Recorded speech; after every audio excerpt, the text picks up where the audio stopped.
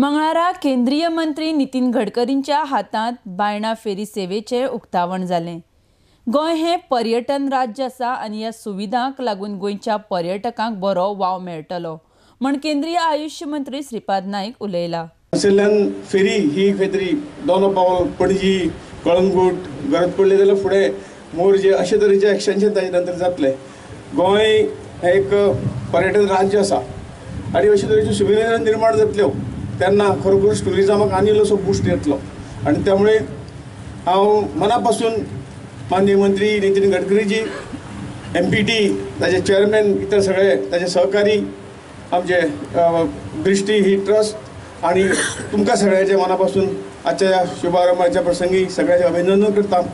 आणि गोंय आमकां एक वेगळ्या पद्दतीन फुडें व्हरपाक जाय आनी अशे तरेचो ट्युरिजमाच्या माध्यमातून आमी हे गोंय फुडें व्हरूंक शकता ताजें एक बरें पाऊल आज हांगा पडटा। त्या बद्दल हांव सगळ्यांचे परत एकदा मनापासून हांव धन्यवाद दिता, तांचें अभिनंदन करता।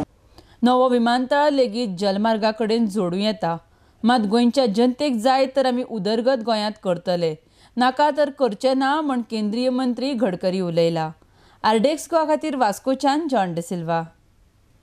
क्यों नहीं हर होटल को हम लोग बोटिंग से जोड़ा दें, हर जगह जेटी बनाए।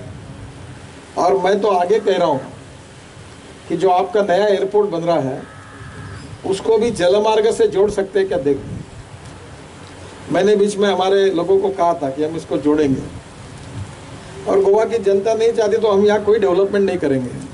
अभी हमने विजयदुर्ग में पोर्ट बनाने का तय किया है, क्योंकि आप चाहते तो बनाएंगे, नहीं तो हम उधर जाएंगे महाराष्ट्र में। तो विजयदुर्ग में पोर्ट बना रहे हैं, दूसरा भी एक पोर्ट लेता और 2 पोर्ट हम ले रहे हैं। 15 months back, we laid a foundation. Our Honorable Minister of Shipping laid a foundation stone on 22nd December 2016. Now it has become a reality. Now the maiden service from Baina to Sinkarim and Panjim services are being inaugurated today, and this will be operated in a fair weather season. And based on the patronage, the district services will be introducing more number of services also within Goa, various places, in coordination with the captain of ports.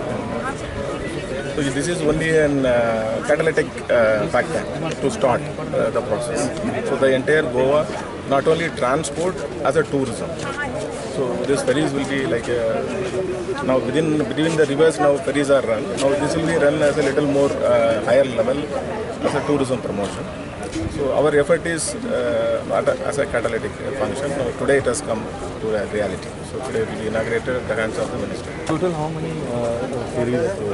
So now to start with, they have only one boat with a 25-seater capacity. Inauguration of the inland ferry services. This is a contract that we won by tender from MPT.